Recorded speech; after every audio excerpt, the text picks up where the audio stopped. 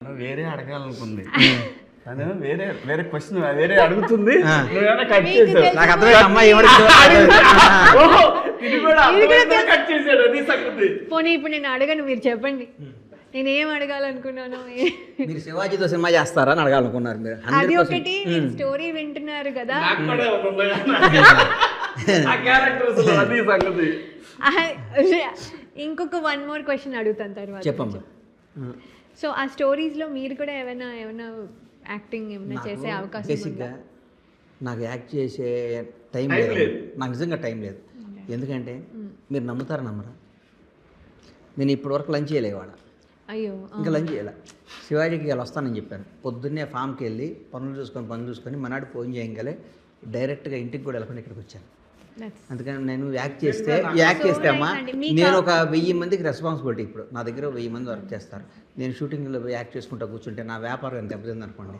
భగవంతుడు ఇచ్చిన అవకాశం తప్పవద్దని చేస్తా. కొన్ని నాకు మనసుకు నచ్చి ఈ వేషం చేస్తే బాగుంటుంది అన్నప్పుడు, ఎందుకంటే నేను ఆడియన్స్ పెట్టేస్తా, నేను చేపిస్తా. ఎందుకంటే మంచి ఇప్పుడు చిరంజీవి గారి సినిమా యాక్ట్ చేస్తున్నాను.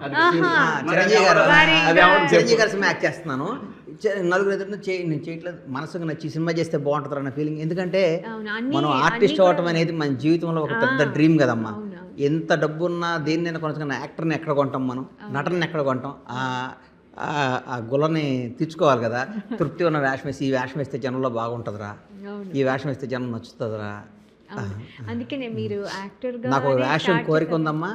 ఆ కోరిక నా ప్రొడక్షన్లోనే ఆ సినిమాది సూపర్ హిట్ కొడతాను. ఆ సినిమా నేను చూపిస్తాను.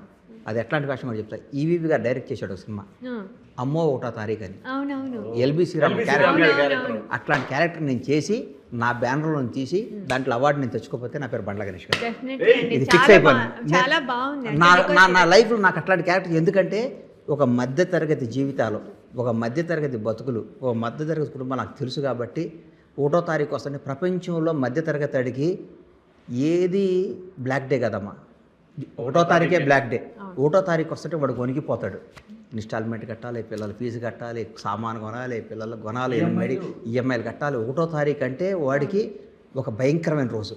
అందరికి 1వ తారీఖు ఏం అబ్బా ఫస్ట్ వస్తుంది అనుకుంటాం. కానీ 1వ తారీఖు కొద్ది మధ్యతరగతి జీవితాలకి భయంకరమైన బ్యాడ్ డే.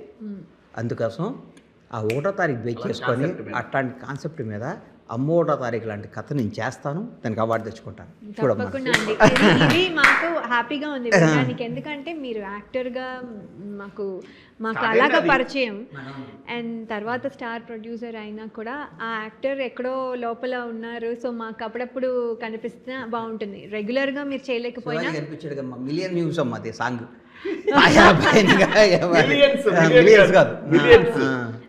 ఎవ్రీ ప్లాట్ఫామ్ లో.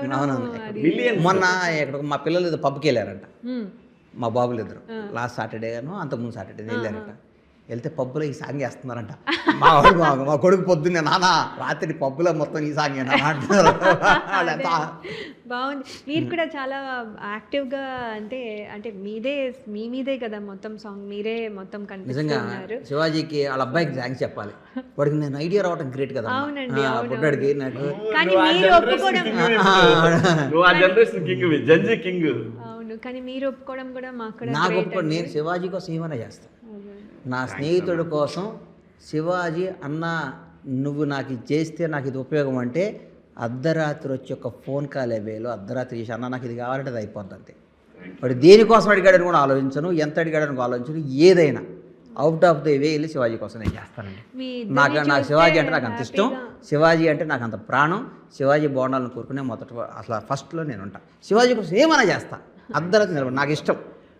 నేను ఒకటే, నేను అన్నని నేను తను ఉండే ఎన్విరాన్మెంట్ హ్యాపీగా ఉంటేనే నేను అన్నని పిలుస్తాను. లేకపోతే ఎందుకంటున్నానంటే మనకు మనిషి గౌరవిస్తున్నానంటే దాన్ని కాపాడుకోవడానికి ప్రయత్నం చేయాలి, తప్ప దాన్ని ఎక్స్ప్లాయిట్ చేయడానికి నెవర్. అన్న ఇది చాలా థ్యాంక్స్ అన్న, ఇంతటితో అయిపోయింది. ఇది ఇంకొకటి మాత్రం రిలీజ్ డేట్ ఒక్కటి చెప్పేద్దామన్న. సాంప్రదాయని సుప్పుని శుద్ధపూసని March 5th నాడు ప్రీమియర్స్ అందరూ వచ్చి చూడండి. 6వ తారీఖు నాడు సూపర్ హిట్ రివ్యూస్తో సినిమా స్టార్ట్ అవుతుంది. ఇది సినిమా సూపర్ హిట్ అవుద్ది. తెలుగు ఇండస్ట్రీకి శివాజీ నుంచి వస్తున్న ఇంకో బ్లాక్ బస్టర్ సినిమా. ఈ సినిమా సూపర్ హిట్ అయ్యి లయాకి శివాజీకి ఆ సినిమాలో యాక్ట్ చేసిన వాళ్ళందరికీ మంచి పేరు తెచ్చి శివాజీకి మంచి డబ్బులు రావాలని మనస్ఫూర్తిగా కోరుకుంటూ మీ అందరి విషెస్ శివాజీపై ఇవ్వడాలని లయాపై ఇవ్వడాలని కోరుకుంటున్నాను. Thank you so much. మీరు ఆ విషయస్లో నాకు కూడా కొన్ని పెట్టాగా తల్లి లయా పేరు చెప్పాగా. అది ఒక కెమెరాలో కాదు, మామూలుగా కెమెరాలో సరే, దట్స్ ఓకే. So okay. ఈ సినిమా నీకు మంచి పేరు రావాలమ్మా, నీకు శివాజీకి. మీ పేరు ఇలాంటి హిట్లు ఇంకా ఇచ్చుకుంటూ ఇంకో 10 బ్లాక్ బాస్టర్ సినిమాలు మీ ఇద్దరు కలిపి చేయాలని మనస్ఫూర్తిగా కోరుకుంటూ సాంప్రదాయని సుప్పిని శుద్ధపూసిని సినిమాలో తర్వాత మీ ఇద్దరికి మిస్ అమ్మ తర్వాత అది మీ ఇద్దరిది కామెంట్ అదే అదిరింది చంద్ర అంతకంటే టాటా బిర్లా అంతకంటే మంచి పేరు రావాలని కోరుకుంటున్నాను. All the best Laya and Shivaji. Thank you. Thank you అండి, థ్యాంక్ యూ సో మచ్ అండి, thank you so much. Bye అమ్మ.